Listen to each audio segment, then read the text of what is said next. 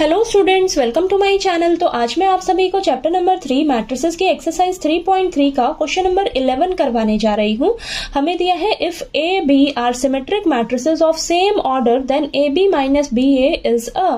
तो question number 11 ना बहुत ही इजी है। हमें बोला है कि अगर ए और बी सिमेट्रिक मैट्रिसेस हैं तो ए बी माइनस बी ए कौन सी मैट्रिक्स होगी। तो इन चारों ऑप्शन में से ना आपका कोई एक ऑप्शन जो है वो करेक्ट है। ठीक है, तो चलिए करते हैं इसको।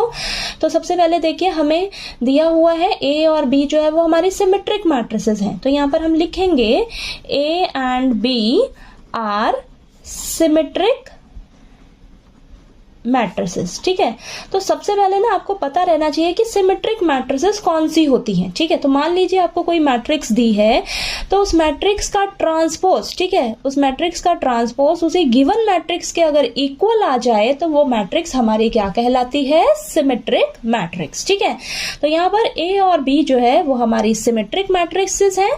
तो यहाँ पर क्या हो जाएगा हमारे पास, ए ट्रांसपोज किसके इक्वल हो जाएगा, ए के इक्वल। ठीक है, और बी ट्रांसपोज किसके इक्वल हो जाएगा, बी मैट्रिक्स के।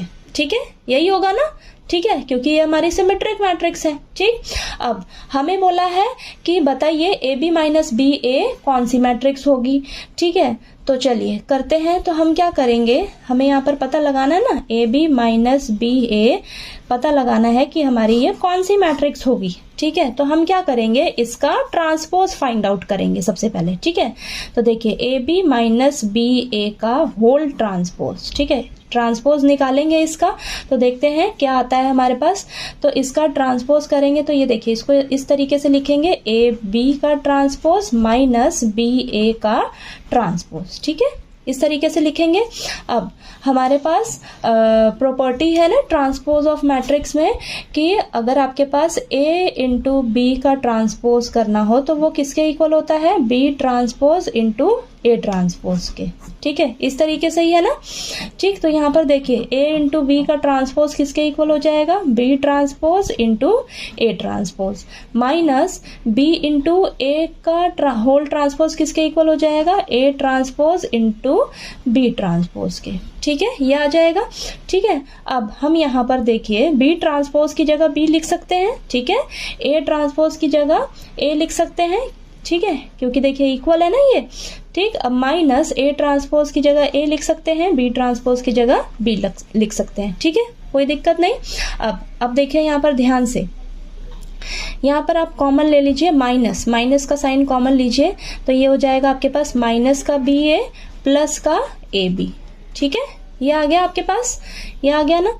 तो देखिए यहाँ पर ए बी माइनस बी ए का जब आपने होल ट्रांसपोज किया तो ये आपका किसके इक्वल आ गया, माइनस, अब यहाँ पर ये आगे पीछे कर लीजिए, प्लस का ए बी आगे लिख लीजिए, ए बी माइनस और ये बी ए। ठीक है, तो ये किसके इक्वल आ गया, माइनस का ए बी माइनस बी ए। ठीक है, तो देखिए यहाँ पर जब हमने इसका ट्रांसपोज निकाला, इसका ट्रांसपोज निकाला तो ये हमारा किसके इक्वल आ रहा है, माइनस यही आ रहा है, यही मैट्रिक्स आ रहा है। ठीक है, तो ये किसकी प्रॉपर्टी होती है, स्क्यू सिमेट्रिक मैट्रिक्स की। ठीक है, तो स्क्यू सिमेट्रिक मैट्रिक्स में क्या होता है हमारे पास, अगर हमें कोई स्क्वायर मैट्रिक्स दी गई हो, उस मैट्रिक्स का हम ट्रांसपोज निकालते हैं तो जो उसका ट्रांसपोज है ना उसी गिवन मैट्रिक्स के नेगेटिव के इक्वल आ जाए तो वो मैट्रिक्स हमारी स्क्यू सिमेट्रिक मैट्रिक्स कहलाती है। ठीक है, तो देखिए ये मैट्रिक्स थी हमारे पास, इसका जब हमने ट्रांसपोज निकाला, ट्रांसपोज हमारा किसके इक्वल आ रहा है, इसी गिवन मैट्रिक्स के नेगेटिव के इक्वल आ रहा है। ठीक है, नेगेटिव के इक्वल आ रहा है तो यहां पर हम लिखेंगे कि हमारा ए बी माइनस बी ए जो है ये स्क्यू सिमेट्रिक मैट्रिक्स है। ठीक है, स्क्यू सिमेट्रिक मैट्रिक्स है। ठीक है, तो यही तो हमें पता लगाना था कि ये जो है हमारी कौन सी मैट्रिक्स है। ठीक है, तो ये हमारी कौन सी है, स्क्यू सिमेट्रिक मैट्रिक्स है। ठीक है, चलिए आपको ये क्लियर हो गया होगा क्वेश्चन नंबर 11। ठीक है, बहुत ही इजी था ये। ठीक है।